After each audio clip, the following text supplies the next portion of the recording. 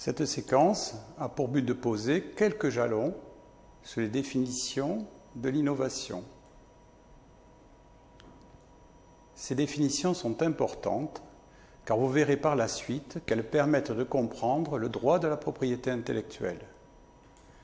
Nous allons voir qu'il ne faut pas confondre inventer et innover. Innover est un terme polysémique, il peut avoir plusieurs sens et est utilisé dans de nombreux domaines. Innover vient du latin innovare, qui signifie revenir à. Sa racine est novus, nouveau. C'est un terme récent qui a été utilisé par les juristes au Moyen Âge. Il définit l'introduction de quelque chose de nouveau dans le droit.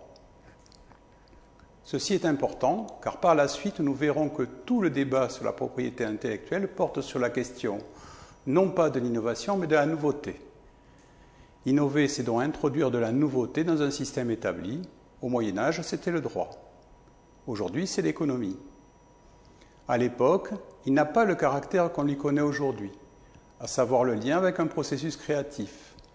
Il ne fait que reconnaître l'introduction de nouveautés dans un processus ancien. Le terme le plus populaire jusqu'au XXe siècle est celui d'invention. De fait, le terme d'innovation restera un terme marginal jusque dans les années 50, où il sera popularisé par la littérature économique, puis par la littérature des sciences de gestion. Jusqu'alors, on parle plus d'invention, de technique et de technologie que d'innovation. L'innovation, c'est donc d'abord l'introduction de la nouveauté dans l'économie.